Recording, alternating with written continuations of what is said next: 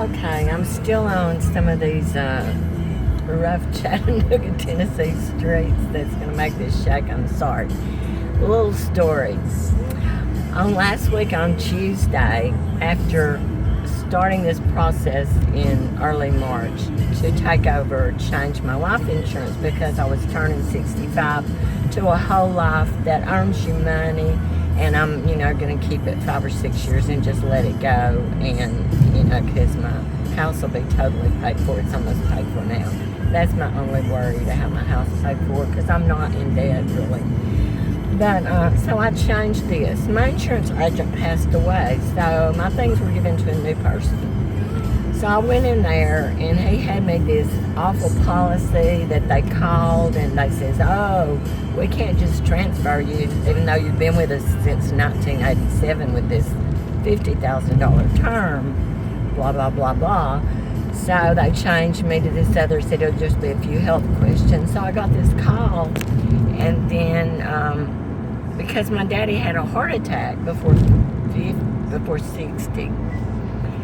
but lived, was fine, rehab from it.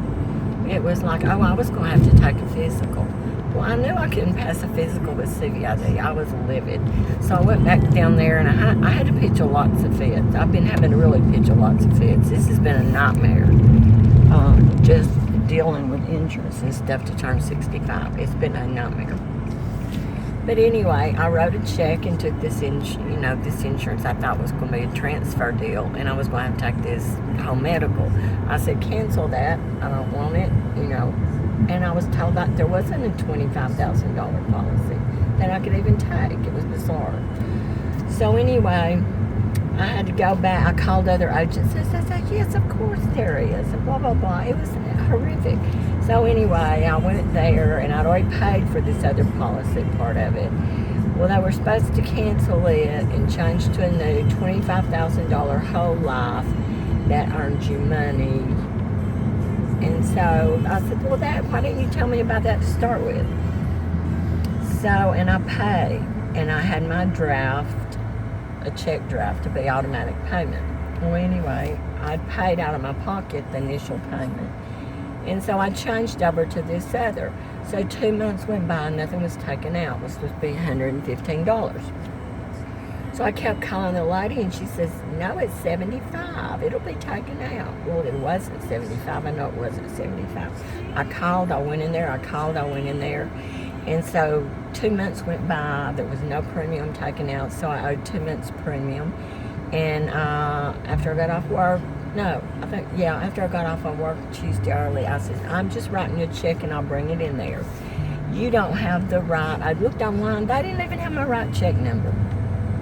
They totally, the right one for the old policy right above it in the system, but they transposed numbers or didn't put the last number. So then I wrote her a check for basically 2 months. So I kept watching for it to go in so my insurance would be active. And so it went through, and then while I was there, I signed the papers for future months, them to take it, her to fix the numbers, them to take the $115 a month. Automatic. So I got home Wednesday, and I looked. They had ran 2 months. So I had like a $500 and something balance. This is a checking account where I just pay my bills, not spending money. And I was, I had more bills that were going to go out. And I had the $150, what I had paid covered. Well, it was $200 and something. They took it out twice.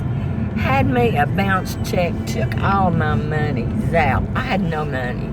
No money. I shut off these emails that I would have got yesterday morning at 8. Nobody answered me back. I waited till about 10:30. I called.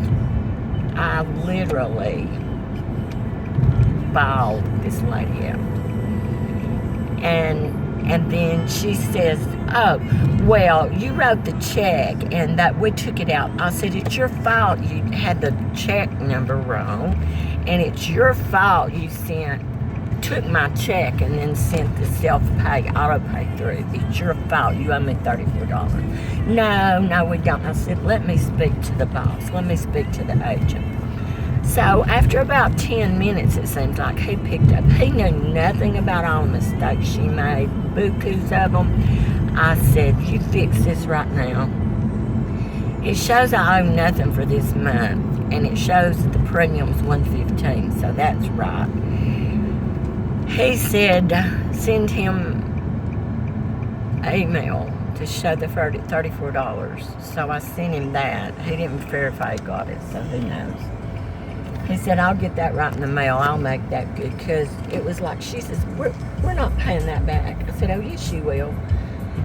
I told him, I says, I don't even feel safe with y'all having my checking account. I said, this has been the biggest mess I have seen in my entire life. It has been horrible.